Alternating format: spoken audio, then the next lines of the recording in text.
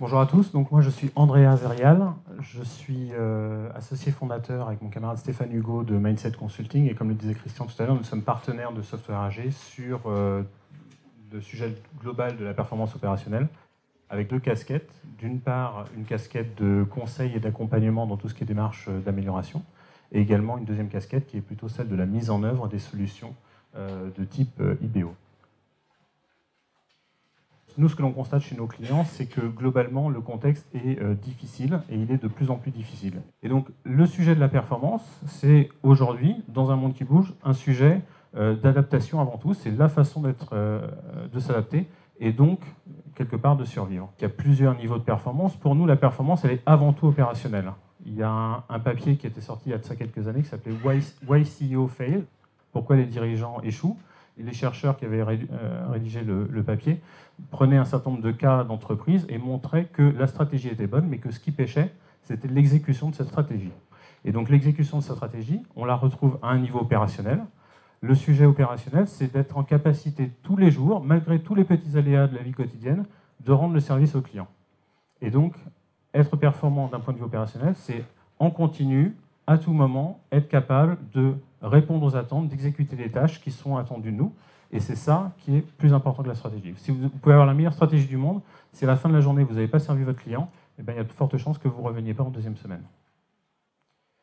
En fin de compte, aujourd'hui, il y a trois enjeux et trois niveaux importants liés à cette performance. Le premier niveau, c'est un peu la base. C'est la vision classique de la performance, c'est de se dire la performance, c'est ce qui va me permettre d'être plus productif.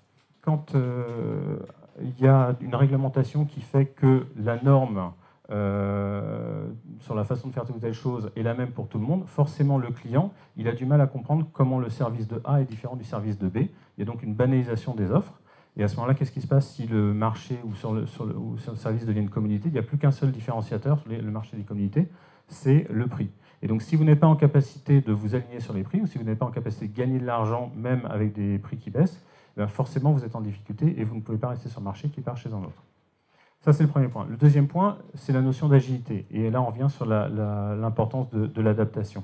Soit vous êtes, en gros, le premier de la classe et vous avez une offre, et pour garder votre avance, vous êtes obligé de vous adapter parce que les concurrents viennent grignoter. Soit vous êtes plutôt le deuxième et vous avez un concurrent qui, lui, vient de sortir une offre intéressante et vous avez été obligé de vous adapter pour le concurrencer, lui.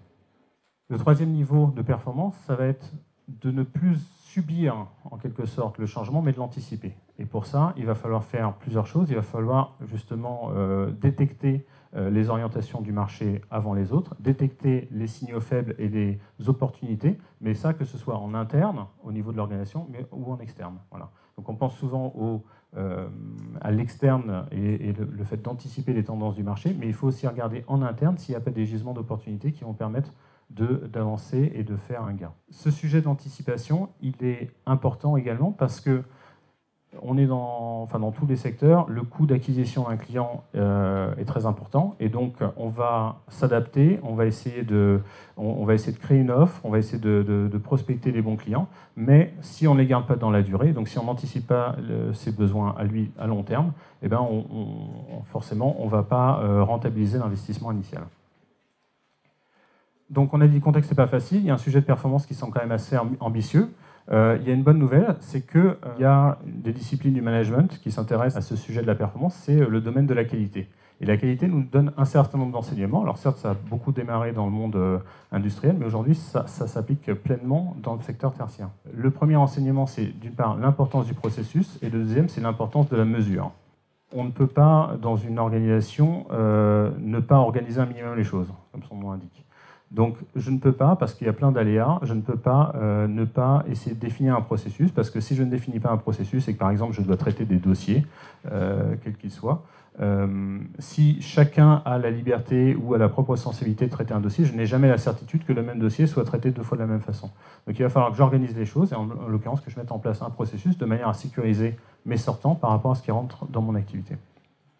Et le deuxième enseignement, c'est l'importance de la capture. Donc là, on revient, ça a été cité tout à l'heure, la nécessité d'aller capter l'information. C'est également un des enseignements de la qualité, le fameux « je ne peux pas améliorer ce que je ne mesure pas ». Donc on est obligé de prendre en compte les informations, on doit aller chercher l'information là où elle est, on doit essayer de comprendre les éléments de contexte de manière à comprendre le point de départ et surtout se définir une cible pour avancer.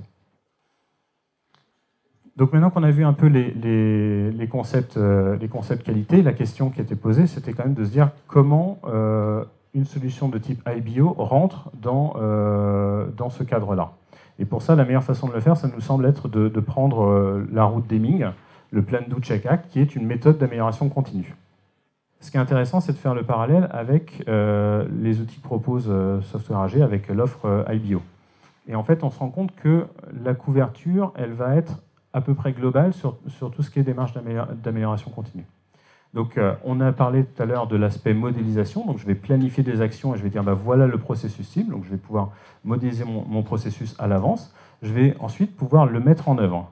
Et donc, le mettre en œuvre, ça veut dire quoi? Ça veut dire que je vais essayer d'automatiser un certain nombre de tâches. Ça, c'est important parce que dans l'idée que j'évoquais tout à l'heure de productivité, hein, de performance en tant que productivité, ça va permettre d'automatiser des tâches et encore une fois de supprimer des tâches à non-valeur ajoutée. Et ensuite, on a une notion de supervision. Et donc là, on revient sur ce qui a été évoqué tout à l'heure en termes de contrôle continu. C'est de se dire, si j'ai mis en place des processus, si j'ai défini les processus cibles, la moindre des choses, c'est qu'ils soient appliqués. Donc je veux pouvoir détecter les défaillances par rapport à la norme que j'ai définie et donc à mon processus cible. Et donc là, je vais en permanence, en temps réel, détecter des dysfonctionnements et dire, attention, là, ça devait se passer comme ça, il se passe autrement. Et donc éventuellement, essayer de ramener soit parce que je fais des alertes pour mes utilisateurs opérationnels, soit parce que j'interviens directement dans les processus, et je vais essayer de ramener le processus qui est en train de se dérouler en ce moment même vers la norme définie. Et en fait, la quatrième étape, c'est celle de l'optimisation, c'est celle dont on a parlé tout à l'heure sur la partie PPM notamment, et qui sera démontrée tout à l'heure, c'est de se dire, puisque j'ai effectivement des traces de mes processus dans mon système d'information, je vais être en capacité de récupérer cette information et regarder ce qui s'est vraiment passé. Et à partir de là, essayer d'identifier les leviers d'amélioration, de manière à ce que je puisse généraliser ma performance, benchmarker les bons élèves avec les moins bons, de manière à comprendre ce qui explique la performance d'un côté et la contre-performance de l'autre, et voir quels sont les processus que je vais pouvoir modifier. Je vais faire le lien avec les trois enjeux que j'ai cités, la productivité, l'agilité et l'anticipation et l'intimité client. Je vais juste citer quelques exemples de choses qu'on a réalisées avec des solutions type IBO. Dans le contexte bancaire, on a beaucoup de clients qui au moment des normes CEPA, se sont posés beaucoup de questions sur est-ce qu'il faut qu'ils gardent ou pas leurs activités de paiement. Ça a donné lieu quand même à pas mal de remue-ménage avec du coup des clients qui ont décidé d'outsourcer leur processus de paiement. Et donc du coup d'autres qui ont décidé au contraire de les insourcer, de devenir prestataires ou d'étendre leurs activités de prestataires, de processeurs de flux. Et donc du coup, nous on a travaillé avec certaines banques pour justement les mettre en capacité d'avoir d'une part le meilleur moteur possible sur la partie paiement, mais également d'être en capacité de contrôler en permanence leurs activités. Ça présente plusieurs avantages. Le premier avantage, c'est qu'il y avait un effet, je dirais, vitrine, qui permettait de montrer à des prospects potentiels pour eux, bah, regardez comme nos processus sont sous contrôle. Et un deuxième aspect, c'est que justement, on a supprimé un certain nombre de tâches de contrôle qui avant étaient manuelles ou qui étaient fastidieuses ou qui étaient longues, en les automatisant et en les contrôlant en continu. Donc il y a eu un gain de productivité là-dessus. Un deuxième exemple, plutôt sur le sujet de l'adaptation, on travaille en ce moment avec un assureur dans lequel on les aide à mieux prendre en compte les aspects multicanal.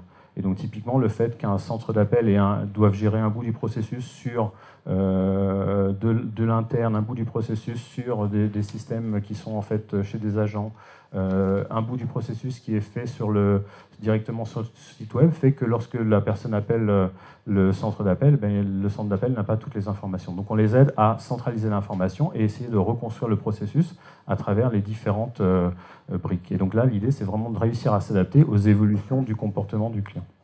Et un troisième exemple, là je vais revenir dans le monde bancaire pour illustrer plutôt l'anticipation et la relation avec le client. On a travaillé dans les securities, par exemple, où le fait, là encore, d'automatiser un certain nombre de choses et d'analyser le processus a permis à notre client, qui était un broker, de proposer en fin de compte un meilleur service à son client. Parce qu'il s'est rendu compte qu'en priorisant un peu mieux ses tâches, il était en capacité d'accepter de reculer pour un certain nombre de clients VIP lors du cut-off client, donc l'échéance à laquelle le client pouvait lui passer des ordres. Et donc forcément, ça a fait un petit différenciateur pour lui par rapport à la concurrence, parce qu'il était capable d'accepter les ordres jusqu'à la dernière minute. Et donc là, clairement, c'est un service supplémentaire, et en plus, en l'occurrence, un meilleur contrôle du risque, parce qu'il maîtrisait beaucoup plus son activité.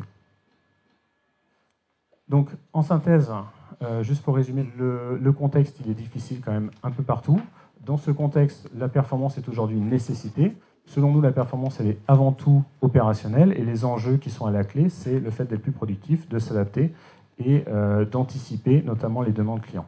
La bonne nouvelle, c'est qu'il y a des méthodes qui existent et que ces méthodes peuvent être en plus pérennisées si on met en place des outils type IBO qui vont permettre de faire un certain nombre de choses, soit à la volée, à chaud, soit à froid, de manière à optimiser et rendre plus efficaces les démarches de performance. Si vous avez des questions, n'hésitez pas. Merci. Merci Andrea pour ce témoignage qui est très intéressant.